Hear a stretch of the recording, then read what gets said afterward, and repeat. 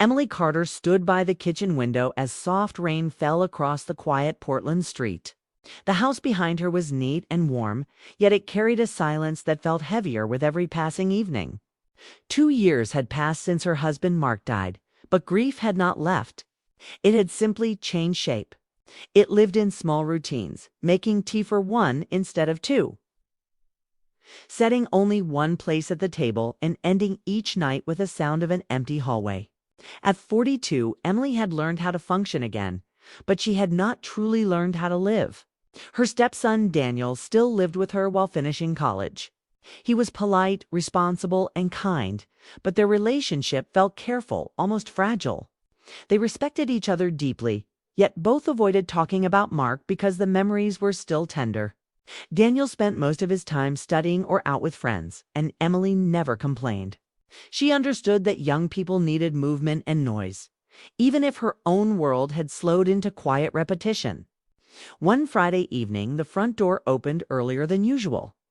Daniel walked in laughing, followed by a tall young man Emily had never seen before. Daniel introduced him casually. His name was Ryan Mitchell, a classmate working with him on a project. Ryan greeted her warmly, thanking her for welcoming him into the house as if he already understood how much manners mattered to her generation. Emily noticed immediately that he spoke with calm confidence, not forced politeness, but genuine respect. They shared dinner together that night, something Emily rarely did with Daniel anymore because of his busy schedule. Ryan asked questions about her work at the library and listened carefully to her answers. Most people nodded politely and moved on, but Ryan stayed engaged, curious about her interests, even her favorite authors. Emily found herself talking more than she expected, laughing at small things she normally kept to herself. The conversation felt easy, natural, and strangely comforting. After dinner, Daniel went upstairs to finish an assignment, leaving Emily and Ryan alone in the kitchen cleaning dishes. The moment could have felt awkward, yet it didn't. Ryan commented that the house felt peaceful, and Emily joked that peaceful sometimes meant lonely. The honesty slipped out before she could stop it. Ryan didn't try to fix the moment or offer sympathy. He simply nodded, understanding without making her feel pitied. That quiet understanding stayed with her long after he left that night. Over the following weeks, Ryan began visiting often. Sometimes he came to study with Daniel. Other times he stopped briefly to return notes or borrow books. Emily told herself she appreciated the energy he brought into the home because it helped Daniel smile again. Still, she noticed how the atmosphere changed whenever Ryan was around. Conversations became livelier, meals lasted longer, and laughter returned to rooms that had grown too quiet. Emily hadn't realized how deeply loneliness had settled into her life until she felt it lifting. She started cooking more elaborate dinners again, something she had stopped doing after Mark's death. She even played music while working around the house, rediscovering habits she once loved. None of it felt intentional. It simply happened as warmth slowly returned to her daily routine. One afternoon, Daniel was out running errands when Ryan arrived unexpectedly to drop off class materials. Emily hesitated before inviting him inside, unsure why she suddenly felt nervous. They sat in the living room talking about ordinary things, travel dreams, favorite movies, and the uncertainty of the future. Ryan spoke openly about wanting a meaningful life rather than just success. And Emily shared stories about her younger years, stories she hadn't told anyone in a long time. As they talked, Emily realized something unsettling. For the first time since losing her husband, she felt seen not as a widow or caretaker, but as a person with thoughts and emotions that still mattered. The realization startled her. She reminded herself of the age difference, of boundaries, of responsibility. Ryan was Daniel's friend. Whatever comfort she felt had to remain harmless. That evening, she stood before her bedroom mirror, questioning her own feelings. She told herself that loneliness could create illusions, that kindness should not be misunderstood. Determined to protect everyone involved, she decided to create distance. Over the next few days, she kept conversations short and busying herself whenever Ryan visited. She convinced herself this was the mature and responsible choice. Ryan noticed the change almost immediately. One evening, while Daniel searched upstairs for a misplaced notebook, Ryan gently asked if she had been avoiding him. Emily denied it quickly, though her voice lacked conviction. Ryan didn't challenge her explanation. He simply said she didn't need to pretend around him. His calm honesty unsettled her because it touched the truth she was trying to ignore. Emily began to understand that her struggle was not about Ryan himself, but about reopening a heart she had carefully closed.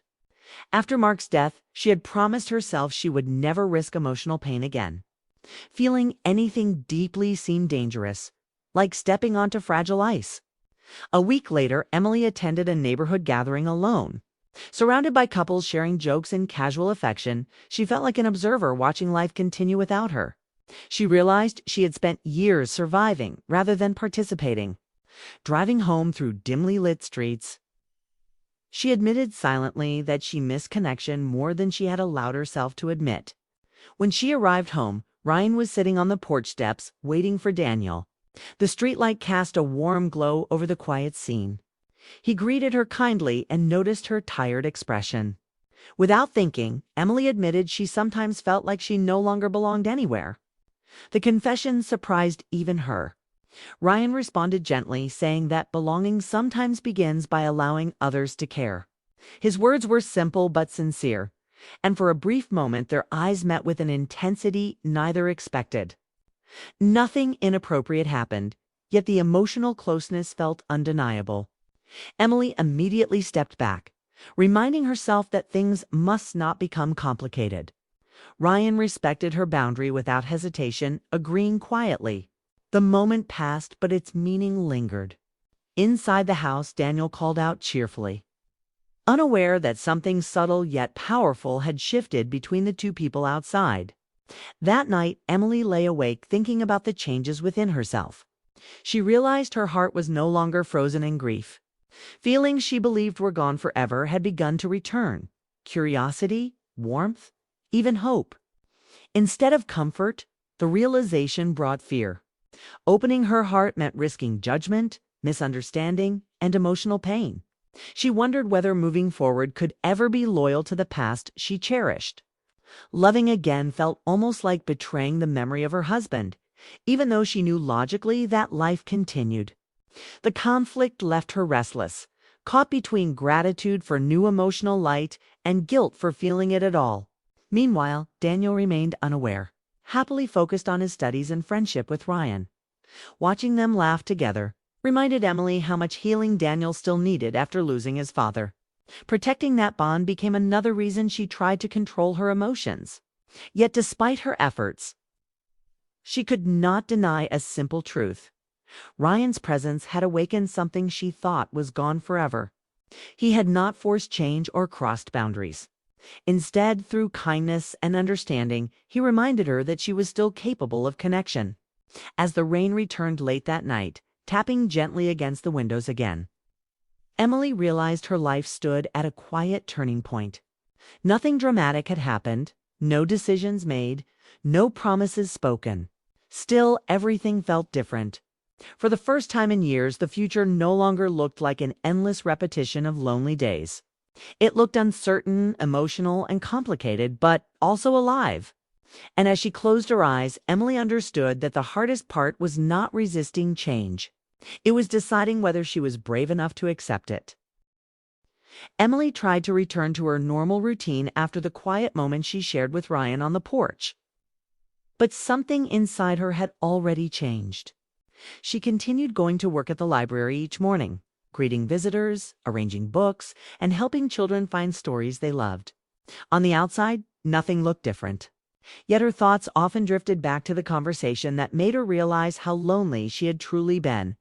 For years, she had accepted silence as part of life, but now she questioned whether that silence had become a wall she built around herself.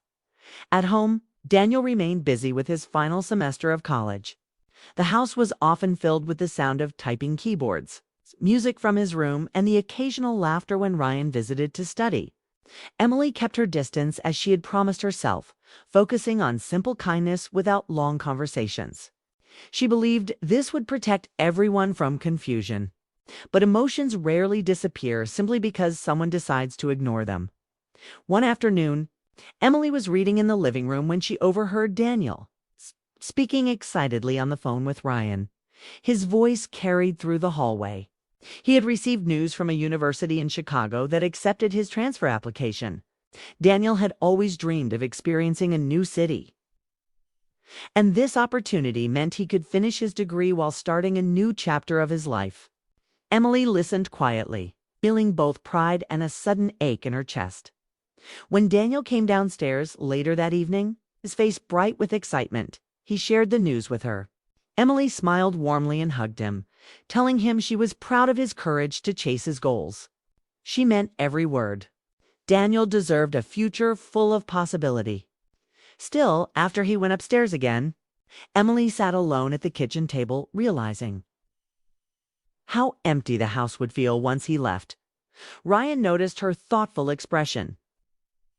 When he walked into the kitchen later that night, Daniel had stepped outside to make another call, leaving the two of them alone again.